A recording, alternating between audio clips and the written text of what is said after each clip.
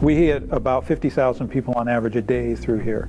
So from a volume of people going through a space, we're bigger than many sporting arenas, and we are consistently that size. So you could have all of this beacon infrastructure in place, and now the passenger could be being bombarded with various messages from different systems, and really being able to manage that noise is going to be critical. For us, we're really driving it from the perspective of how do we communicate with the passengers. So we've installed somewhere near 300 beacons throughout this campus. Really the purpose of that app is not so much about the revenue generation as it is about the passenger and the passenger experience. Yeah. And whether or not it's my app or someone else's app that ultimately provides that experience, we want to be able to understand what do we have to enhance that experience. And so what we're discovering is that natively they handle beacons differently. Okay. And the way that they receive the signal strength is different. So when you want to add a tag, you take it to the back of the phone. The app does its scan.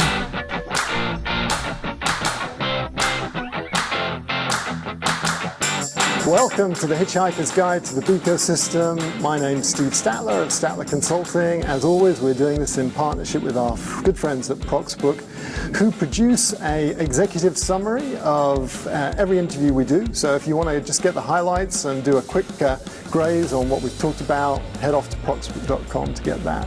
So this week we're in San Diego at San Diego International Airport, and I am with the head of their technology department, Rick Belliotti. Rick, thank you so much for doing the show. Absolutely, thanks for the invite. It's an honor. Yeah, well, it's an honor for me as well, and this is a pretty significant kind of deja vu kind of thing. It's a circular thing in a way because you were my first client after leaving Qualcomm, and I remember you were thinking about developing a proximity and a location app using beacons, and so you challenged me to put on a day-long training course for your entire team, and we did it, and that was actually the foundation of what has turned into this book, which just came out last week. So if it weren't for you, this book wouldn't have been written, so I thought I'd give you a copy with my thanks for making it happen. Well, thank you. Yeah. That's great. Yeah, I know when we started down this path, beacons were relatively new, and really indoor geolocation, all of those ideas were kind of new, and I needed to get my staff on board with understanding what it was we were trying to do. So having your experience in Qualcomm and helping develop some of those thoughts was absolutely perfect in getting us down the path, so I think it was good for both of us. It really was, and so this is great timing. You, I think, are about to release your app imminently. When's that coming? That's right. So we've been sort of imminently releasing it, and every day we sort of change things along as we go, but we're looking at mid-July now, so we're at the beginning of July of 2016 here, and so about mid-July it should be released to the public. We've got beta versions, which we can look at a little bit later, and really the only features we're kind of finishing up now are more of the mapping features that really the geolocation, or as some would call it, blue dotting, is a critical thing when you start talking about airports.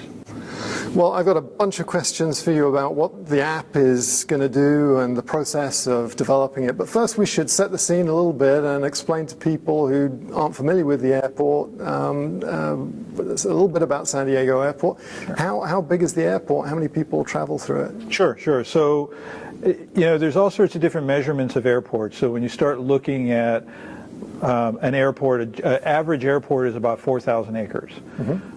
We are 641 acres. So we are a very small, compact airport. We are the busiest single runway airport in North America. We have just one runway. However, on that one runway, last year we did just above 20 million passengers. Wow. So that's a lot of people. That puts us in the U.S., that puts us around 18 or so size of airports, 17, 18. So we're in the top 20 as far as sizes of passenger counts, but as far as land and runways go, we're quite compact. And it is a beautiful airport. This has got nothing to do with beacon technology, but for anyone that's thinking of coming to San Diego, you'll get an amazing view of San Diego as you land. You'll probably come very close to some of the buildings, and then you step out the door, and literally 2 minutes you can see the bay, and so it's just a fantastic location.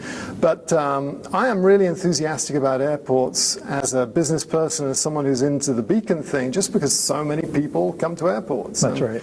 I remember at Qualcomm we did the analysis and we looked at the top 20 airports and the top 20 shopping malls, and the airports have it by 100%. So twice as many people go to the top 20 airports as they do to the top 20 shopping malls. So anyone that's interested in getting technology in people's hands, it's great just from a numbers perspective. Yeah, if you think about even our airport, so being in the top 20, we hit about 50,000 people on average a day through here.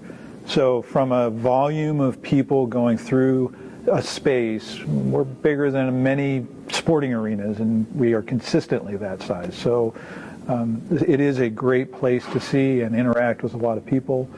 From a new technology perspective, as somebody in technology, it's a great place to be because we get so many different opportunities to interact with so many different types of people.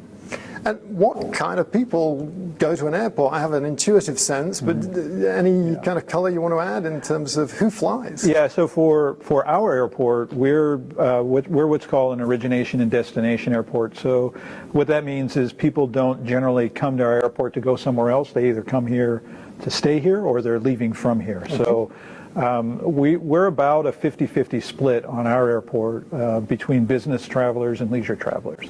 And a lot of that's driven because of the environment that we have around here being the most beautiful place in the world, if you ask me. You can't get much better. It's a real problem when you go on holiday. Where do I go? That's right. I want to go someplace nice. Oh, wait, I'm already here. So we do get a lot of leisure travelers. But because of that mix, we are somewhat unique in that we have savvy travelers who tend to be the business travelers, and we have first-time travelers who tend to be more of the vacation travelers. And so we have to be able to accommodate both types of travelers, if you will, those who really just want to get through and get to their gate and get on their plane, and those that really don't know what to do in an airport. I'm sure that's something that's been in your mind as you've been looking at the app as well, because there are different kinds of users, different kinds of services. But the great thing is you do have this very regular set of people that are tech savvy, pretty well heeled in terms of being able to afford to buy a smartphone, and probably looking, and they've got pretty high expectations. So that's, I guess, a blessing and a curse. There's statistics that the industry has put out that around 89% of passengers carry a smartphone. So we have a high uptake of technology just from our passenger base. So that you're exactly right. So before I started working with San Diego Airport, I thought I understood airports, and then the closer I got, the more I realized there's a lot more to this. So let's just dip into that very briefly. You run the technology organization. What does the technology organization at an airport have to do? And I ask that because, you know, I'm sure you don't have a huge amount of spare time to think about apps. You've probably got other things on your mind as well. That's right. Yeah. So so an airport is really an ecosystem of a bunch of different companies. From the airport authority perspective, we are, for lack of a better term, the landlord. So we're responsible for all of the buildings, for all of the security at the airport, from getting from the passenger side to the terminal side. We are responsible for making sure that the lights are on, making sure that the data that gets out to the passengers on the screens that you might look at to find your flight, those are our responsibility. So my team really has their hands full, both with the back office type work, helping the airport authority employees do their daily jobs with all the varying things that we have to do, from construction to environmental to accounting, all of the different aspects you would expect in a business, as well as providing services to the traveling public. So my team of 30 have quite a breadth of responsibility, and first and foremost is make sure the lights stay on. Yeah. So how many people have you had working on this app? So we have had off and on about 3 people working on the app. We have hired a third-party company that is developing it for us, and so we're providing guidance, we're providing some testing. What's been really neat about the testing phase of it, so from an IT perspective, very limited, but from a testing perspective, we've got about 60 people within the authority that have downloaded the app and are giving us feedback. So we're doing at least an internal beta testing from our own staff to see how things work. And why develop an app? You know, it's a great question. I think to a certain extent it's a waste of time. And the reason that I say that is that an airport app, the audience for an airport app is really the people who work at the airport. So we have around 400 employees at the authority. I might get about 500 downloads. And the reason for that is that passengers generally don't want to download my app. They don't want to download another airport's app and another airport's app and another airport's app. There's only so many apps that people want to put on their devices. Yeah. And so we have a very limited, although we have lots and lots of people that come through our airport, we have a very limited scope of what value our data and our app can provide. But the reason we wanted to develop it is really to prove out other things. So prove out how can you use beacons in an airport, prove out what kind of data does an airport authority as ourselves have that has value. For me, the app isn't the value, the data that itself is the value, and how do I manage that data and how can I leverage it to help my partners, to help my passengers, and to help grow revenue for the airport authority. So really less about the app and more about the infrastructure. Is that a fair comment? And really infrastructure is a big part of what airports are all about. And I didn't realize, but there's been a seismic change in the way you design technology for airports. It used to be very siloed. Each airline had their own thing, and now that's changing. Do you want to just say a few words about that and how that might relate to this whole thing? Sure. So one of the challenges that we have being in the industry of a bunch of different companies that all share space is just that space is limited. So when we go back to my very small footprint as a great example, I have to figure out the best way to get as many airlines or carriers into this space as possible. So we have 19 now. So when we want to add that 20th one, where do they go? And so what the industry has come up with for now is a way to time slice or share physical resources like gates and ticket counters that at one moment that gate could be airline A and the next moment it could be airline B. And so that technology, while it is somewhat old and antiquated and needs to be updated, it honestly started back in 1984 for the LA Olympics. So way back in 1984 for a reason that we all seem to, as we watch, technology seems to center around large events like Olympics. This technology was created. It's called Common Use, and it's still going strong. Now it's been iteratively changed and improved, but the concept is really the same. How do you share space with multiple airlines without having to build additional terminals or build additional infrastructure to support, because that's very costly.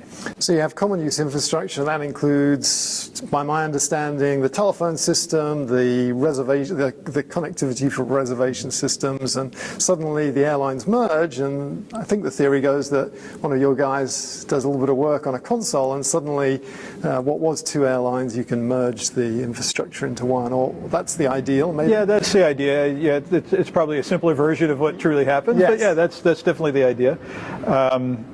The other great example is, back in a few years and even a decade or so ago when there were airlines going into bankruptcy.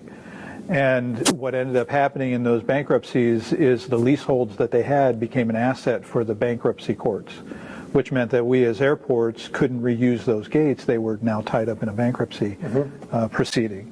And so we had to also change the way we did leases so that we could enable the airport to continue to own and manage their infrastructure and benefit the community as we do today.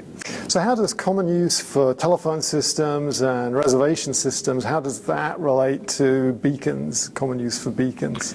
So that's again another good question. So common use for the telephones and the computer infrastructure really allows us to best manage our space and really figure out where to put airlines to operate.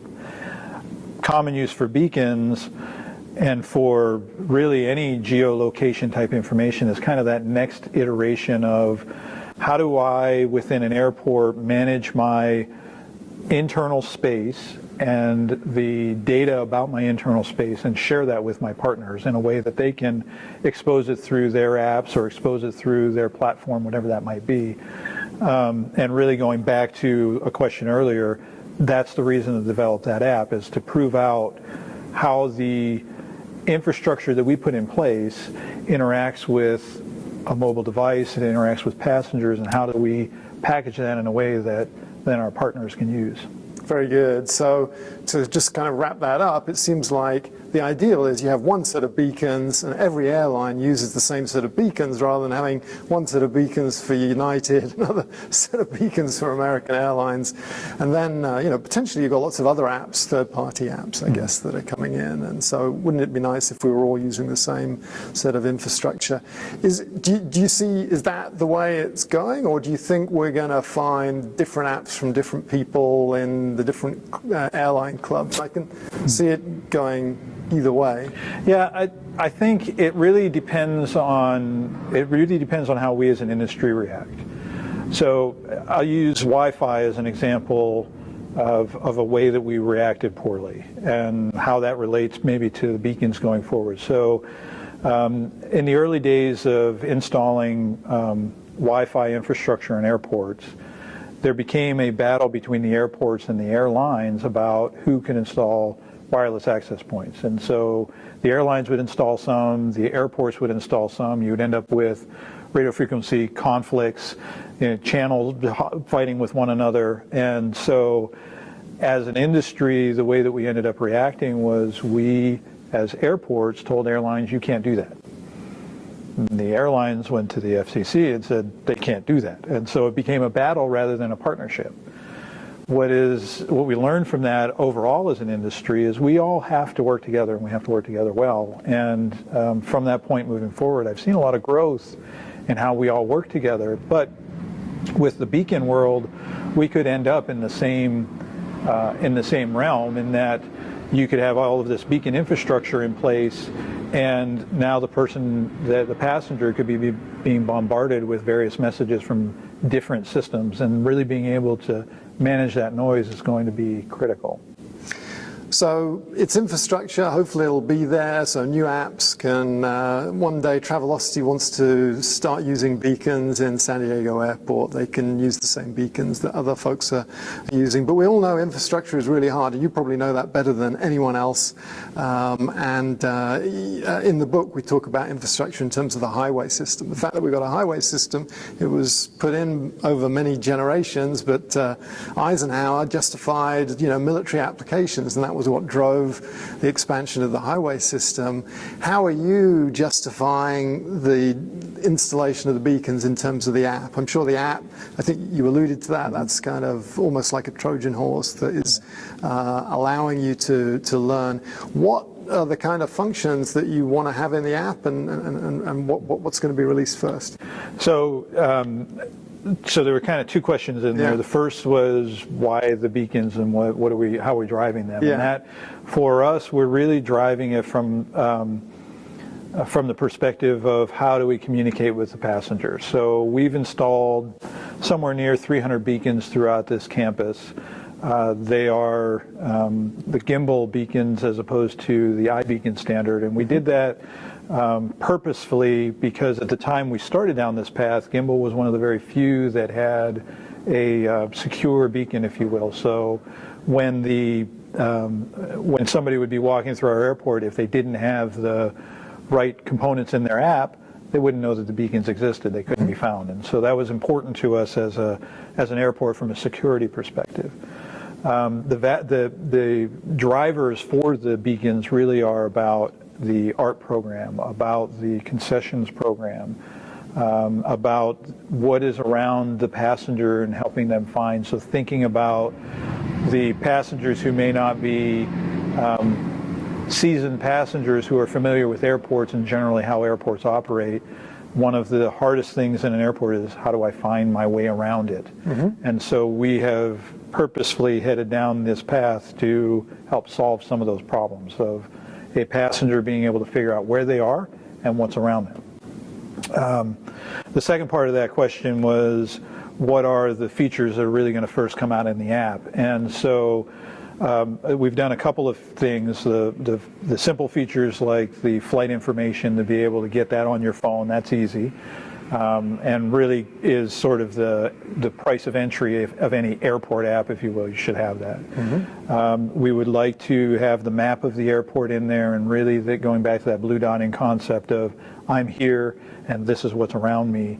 That's going to be in the first release. Later releases will get us to how do I get from where I am to where that concession might be, but that won't be in the first release. Okay, so that would be the wayfinding. So at the moment, people will be able to say, hey, I'm actually in the west wing of Terminal 2, and therefore I know where the nearest, and you talked about concessions. I think most people know what that is, but that's basically, we're talking restaurants and shops, that sort of thing. Yeah, that's right. Which is really the way, well, let's go back to some Airport 101. Who pays for the airport? Yeah, Am I paying for it out of my taxes? No, we are self-funded. That's a common sentiment that it's tax-based. Airports are by and large in the United States, so it's different in the U.S. versus outside of the U.S., but by and large in the United States, airports are government entities or government-esque entities. And so they'll either be a department of a city, a department of a county. In our case, we're an independent authority, so California set us up as what's called a special legislative district. Different methodologies, but in all, we are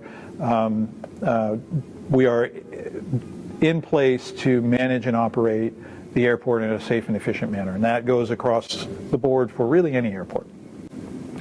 So in order to be funded, we are funded by the people who use it. So we have a use fee, if you will, that pays for a lot of the construction. So when you look at your ticket and you see that $4.50 fee, sometimes it's less, that passenger facilitation charge, that is a fee that is added onto an airplane ticket that the airline collects and then reimburses back to the airport to help pay for infrastructure. And that, the purpose of that really is to enhance the passenger's experience. So that would be the building of new buildings or adding in new features into a terminal, something that makes the experience better for the passenger or enhances that passenger experience.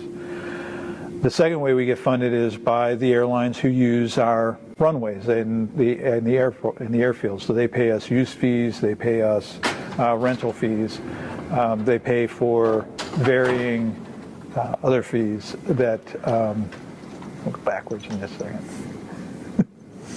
That's fine. It's just one of those doors. Yeah. What are you going to do? So the second way we get funded is from the airlines that use the airport. That would be things like the landing fees, the charges to land. We have to pay for maintenance of the runways and the airfields. The rent that they use that they pay us to rent the space. We have to improve that space, keep it up, maintain it, etc. The final ways that we get paid or make revenue is what we call non-aeronautical or non-airline revenue, depending on who you talk to, and that would be things like the concessions. So you buy a bottle of water, we get a percentage of that as the airport. So that would be considered rent. Parking is almost every airport. Parking is a major source of revenue for the airport. Other revenue sources, in our case, the rental car companies are a revenue source. We do get fees from them for the opportunity to rent cars to our passengers. We are looking at other areas for additional revenue, because that's always something that we have to consider, is how do we make this a better experience for our passengers, and that does take money. Some airports are lucky enough to have natural gas on their property, or oil, or what have you, or slot machines if you're in Las Vegas, but those are one-offs for the most part. You've got sunshine, though, haven't you? You've got a lot of sunshine. Maybe you can start selling the power. You have to bottle it negotiate up with sell SDG&E. Maybe that's a little bit of a diversion, but I think, know your customer. If a lot of people will be watching this thinking, this is a great market for my startup to get into, and I think if you're thinking that, you need to understand how your customer earns money. And so this is interesting, and to the extent that people can help you drive more transactions out of the concessions, that's more revenue into the airport. And it's not like you're not a profit, you're a non-profit, but you definitely want the money because you have to pay people's wages, and hopefully that money goes into making it a better experience. So right. You are motivated, it seems, to generate revenue, even though you're not motivated by profit, because you don't make a profit. Yeah, we are motivated to generate revenue for things like our airport development plan that'll be coming out here in the near future, which is really taking some of the older buildings on our campus and redeveloping those. So we have a need to ultimately hit 61 gates at this airport. That's about the max that our airfield will support. Yeah. And in order to do that, we've got to find sources of revenue. So let's get back to the app then. We kind of did a quick tour of some of the functions, and it seems like they could be put into a number of buckets. One is just making it a better experience for people, and the other one is potentially generating some revenue. Is revenue generation a significant consideration with the app or not? No, I wouldn't say significant. It's always something we consider. And actually, it's a good point to get back to some of the features, because really the purpose of that app is not so much about the revenue generation as it is about the passenger and the passenger experience. Yeah. And whether or not it's my app or someone else's app that ultimately provides that experience, we want to be able to understand what do we have to enhance that experience. So some of the things that we will be releasing in the first go around are wait times for our taxi lines, which is sort of a silly thing, but really again to prove out can we calculate and manage wait times, because while we're talking about a taxi queue, which may not be important to a lot of people at this point, what is important is when you start looking at the security checkpoints or the ticketing lobby where you're going to drop your baggage, your luggage, and get that out to so you can get out to your gate. Those wait times are critical. So we have a system in place today to monitor wait times out on the curb. We wanted to see, can we expose that data in a meaningful way through an app? So that'll be there. The other features that'll be coming down the road that are more revenue generating will be taking our parking reservation system that we have on our website and exposing that through our app, so people can reserve a parking space in our lots or reserve a valet spot in our valet services. Mm-hmm. And then as we begin to add additional future resources, we are looking at how do we do concession ordering and delivery. So if you are a business traveler and you're going home and you realize that for little Johnny you forgot to buy them a gift, mm-hmm. then wouldn't it be great if you could do that on the app and have it delivered to your gate rather than having to walk up and down the airport and look through every single store to find something that you really just want to get. Or if you're a leisure traveler and you didn't realize that you couldn't take liquids through the security checkpoint, getting to the other side now because you're in a hurry to get to your gate, how about being able to order a bottle of water or a drink to have it ready for you when you get to your gate? So those are some additional features we'll have down the road, which do drive some revenue, but I don't see it as a large revenue source. So going back to a point that you made earlier, you are testing a bunch of features, and the reality is those features may get exposed in someone else's app, but unless you are trying this stuff out with your app, you won't know where the beacons need to go or how the infrastructure needs to operate. Right. But just to explore any other use cases that you can talk about in terms of things you're considering for the app? Yeah, it's probably the biggest feature that is sort of left off the table at the moment is what we're calling our Go tag. And so what we've done kind of two things, and I'll talk about the app in a minute. But the Go tag is it's a beacon that's about the size of a quarter, and it is designed to be a mobile beacon. So when you start thinking about beacons originally, you're thinking about the physical beacon that attaches to a wall, that it is static and things around it move. This is a little bit different where maybe you're static and the beacon itself moves. And so what we noticed when we were starting to do some of our research and even in your training is that the challenge of identifying the original use case was identifying where your kid was and being able to put something on your child so that if they got too far from you, your phone would alert you. So I, as a dad, thought that was interesting, but I also was thinking about my experiences in traveling with my family, and anytime we go and visit anybody, Dad is the poor schlep who goes and stands at the carousel and watches all of the bags going in circles while the kids and Mom are off with whoever we're visiting, getting reacquainted, getting hugs, getting whatever. Yeah, maybe I was a bit jealous about that.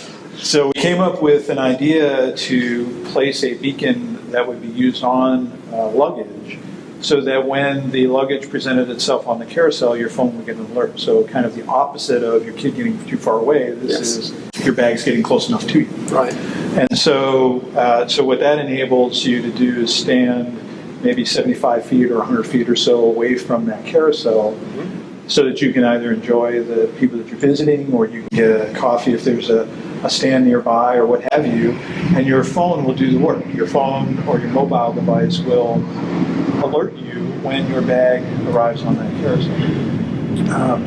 And so for us, that really is the way to get people to adopt our app, is to use that feature. That's a great hook. It's a great hook.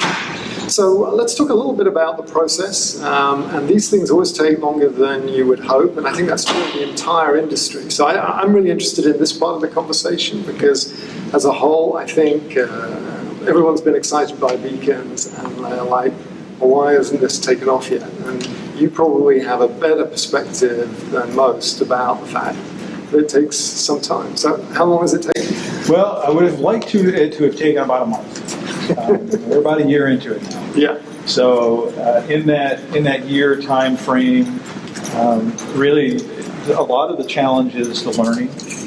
A lot of the challenge is the politics of the environment that you're in. Not even so much the politics of politics, but just getting people to understand, getting people to figure out why it's of value, getting concessions and other tenants to allow you to put stuff in their space. Yeah. There's just a lot of moving parts. And then there are about 12 people in the world that understand what you're doing, and so trying to grow that to be more than those 12 people tends to take the most time. So there's just a bunch of human stuff, a bunch of communication, and you can call it a vision. We're just explaining why we're doing this. Yeah. That takes time. That takes a lot of time. And then there is the time of what do we want it to do. So you have some people who may be very interested in where physical things are in the airport, where the restrooms are, where the shops are, whatever. You have other people who are more interested in where the art is. You have some people that are more interested in what are the environmental features of the building. Trying to dovetail all of those interests together without not that any IT project ever has this, but without scope creep is quite a challenge. You definitely once you start that ball rolling, and once people start to get the vision of what it is you're trying to do, it's almost like you get to a cliff and that ball drops off the cliff rather than a roll down the hill, and then the scope gets completely out of control. So again, it's the human element of trying to pull all of that together. And then once you're in the midst of all of that, you're now doing the development work, and you're developing in something that is quite new, and you're developing it in an area that it's never been used before in an airport. You run into a lot of technical problems that you just did not expect to have. Can you shed some light on what are those unexpected things that you weren't expecting to happen? So for us, some of the things we weren't expecting to happen are things like on our beacon application, it has to have internet connectivity at all times. And that is a status of the rolling code that gets used to provide that security. Yeah. That becomes a problem when you're traveling internationally, for example. Yeah. You have no connectivity. And so now the app doesn't work. And we didn't expect that. And so luckily we had some employees who were going on international trips, and we learned some very interesting experience is based on that side of the house. The other things that we've learned is that that designers and software programmers and the like, all of the people that you put into developing one of these things all see things in a different way. And so when you're doing a rapid development, you end up with a lot of iterations because nobody at the beginning, people don't all have the same view of how things should work. Those are probably the biggest issues that we've seen. And it seems like a lot of this is a function of going first. You know, there's a bunch of airports, I mean, there's a lot of airports that are trying this, but no one's got a year's experience of deploying a beacon app, and you're building infrastructure as well as an application, so that's going to be challenging. I think that's not exactly true, to be fair, because you pick on places like Orlando or Miami. And there's a few others that have had beacons in place for quite a while. They went with the iBeacon standard, have developed apps. Dallas-Fort Worth is another example. The funny thing is when you start rattling off things, you forget one, and then one of those airports will be my friends, and they'll call me and say, you mentioned me in Steve's camera. So forgive me if I didn't mention you. But nonetheless, there are many people ahead of us, and when you start looking at the number of airports in the world, it is very small, and we are in the front end of that. But I wouldn't, by no means, say we're out front. Not yet. Well, that's modest of you. I still would posit that it's early days, and it's unclear as to exactly how this is going to roll out. But you did mention there using iBeacon and some of the challenges in terms of the rolling code, and I know that there's been a lot of work in refining that, and there's opportunities to potentially cache elements that would potentially be required. But any thoughts about whether in the future people are going to go for locking down their beacons, or whether they're going to be static beacons? Because now we've got these URL beacons as well. I'd be interested in your thoughts on that. Yeah, I think the URL beacons, like Eddystone, are a really interesting opportunity. I think it's a different opportunity. I think that the iBeacon or the Gimbal Beacon really serve kind of the same purpose, whereas you're interacting with an app on the phone that communicates to you some information based on where you're at. And that's a very specific kind of a use case. I think that the URL-based beacons have an opportunity of interacting directly with the operating system of the phone, and so you no longer need that app. And so that really is an interesting conundrum, because on the benefit side, it allows you to connect your other assets, your website maybe, or downloading something onto a device with a physical location. On the negative side, for somebody like me in an airport, I lose management over the experience within my space. So anybody in theory could stick a URL beacon on my wall, and now they have access to giving an experience that I may not want in my airport. That is interesting. I know some of the providers of solutions in this space, part of what they provide, as well as accessing your beacons, managing your beacons, is scanning for other people's beacons, so you can lock down that potentially confusing, competing thing. And there's obviously some economics that go into this as well, and potentially security and safety too. So that's going to be a consideration. That's interesting that you brought that up. All right, well, maybe we should just wrap up fairly soon. If you've got time, I'd love to have a little look at the app. Maybe we can walk around the terminal. But last set of questions is really back to these entrepreneurs. What's the secret of getting some of your time? You're now in charge of business development as well as technology. I forgot to elucidate on that, so congratulations on the even more work that you've got to do.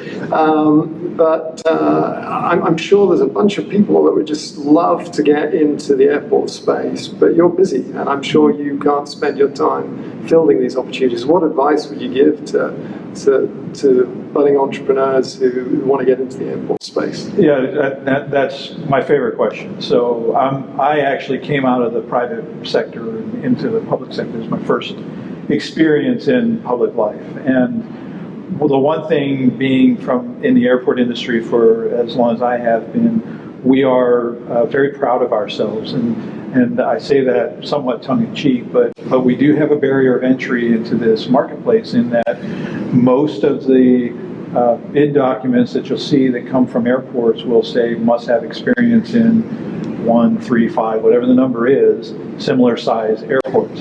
That immediately limits the pool. I think that that really gives us, it really doesn't do justice to our industry, and that is, there's a lot of wonderful ideas out there that have nothing to do with airports, but that could apply. And so what we have done in our airport is we have created a space that we call the Innovation Lab. It's actually behind the wall behind me. That wall, that area is really designed to be a mini terminal. And we want to have people come in and develop new ideas, whether they be technology, or if I put on my business development hat, whether they be improving parking or improving ground transportation or improving retail sales in the airport, whatever those things might be, that's a space to do it, which then gives a platform for new entrants into the airport space to be able to say, I do have airport experience. It is in one of the top 20 airports in the United States. And that kind of eliminates that barrier, or at least helps break it down. So the way that we're pursuing that, and hopefully in the next couple of months, things will start hitting the street for those opportunities, is that we are going to really do kind of an open call. It'll be an application, if you will. And we will put out, for example, we want to innovate in customer service. It, which is really unusual for our industry. We're very particular about defining everything and having all this out. In the case of the Innovation Lab, we may get somebody that comes in with a technology solution. We may get something that comes in with a person solution. We may get somebody that comes in, with a widget, whatever those things might be.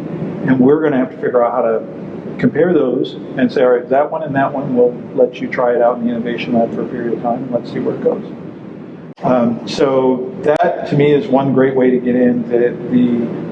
The other way to get into our industry, the traditional way, is to really saddle up with other people who have been working in the industry over time and try and have them help you into this space.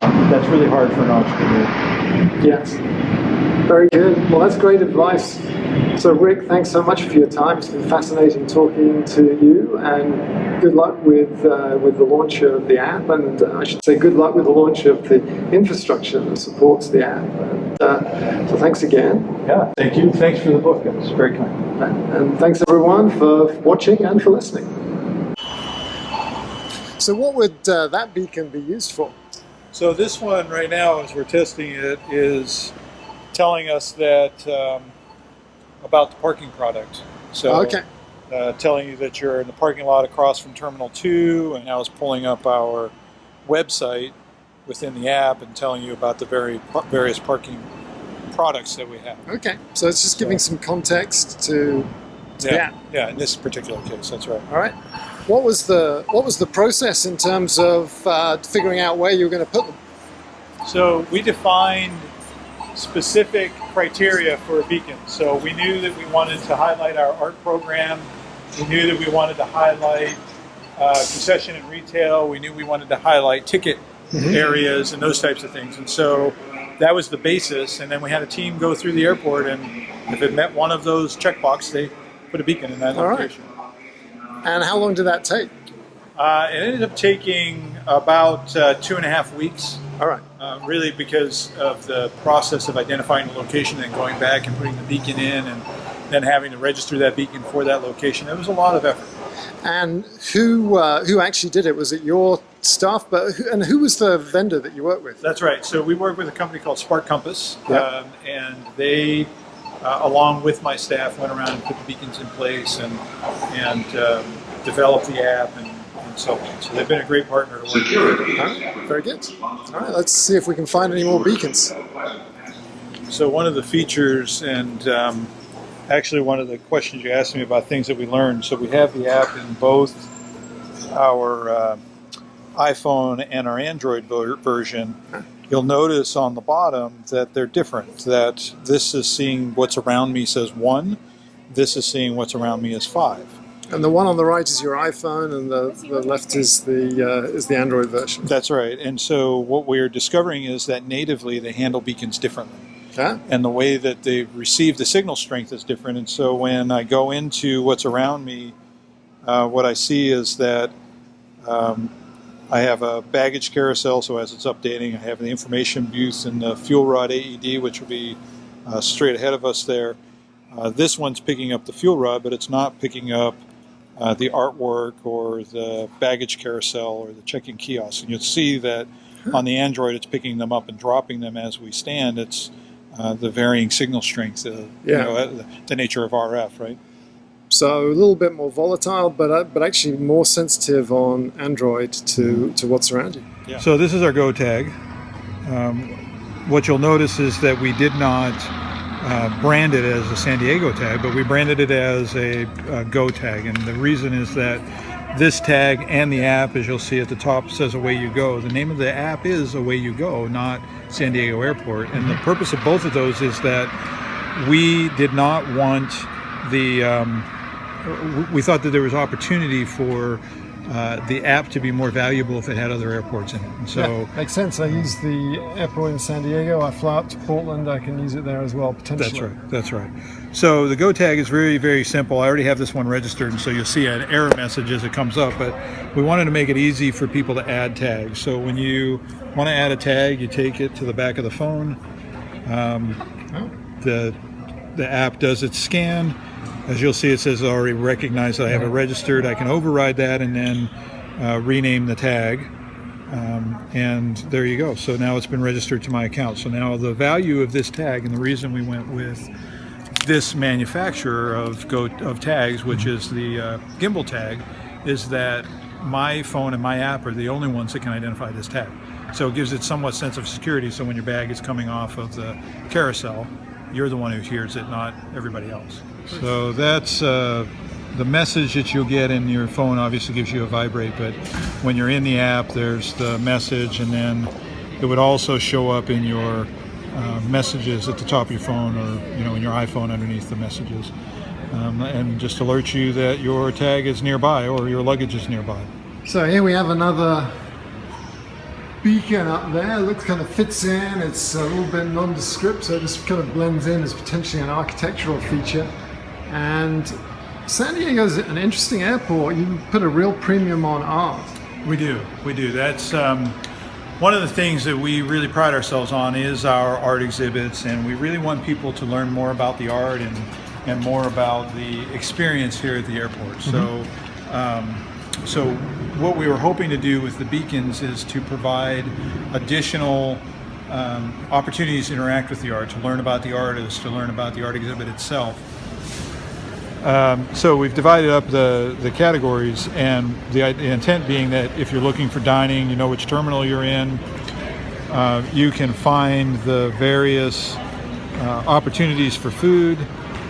You can view the details of that food, and in the final release, you'll be able to click on the location. It'll bring up the map and show you where it is, and then by default where you are, so you can figure out kind of how to get there.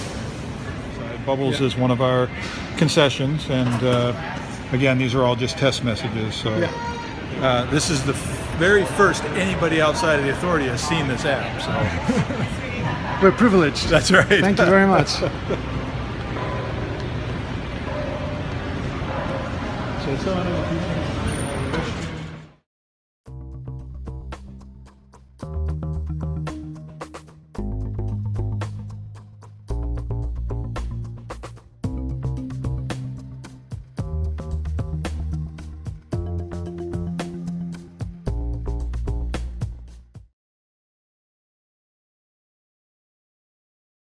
So Rick, if you were on this trip to Mars and you had to choose 3 songs to take with you, which 3 songs would you take?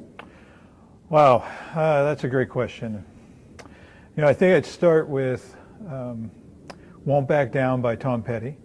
I think if I'm going to Mars, I got to be pretty set in I'm going to do this. There's no turning back. There's no turning back. I would go with I go to the Rock by Al Denison, which is, or Denson, not Denison, Al Denson, which is more of a faith song, you know, kind of remind me of my roots and where I'm coming from. Very good. And then I'd also go with Fat by Weird Al, because who doesn't like Weird Al?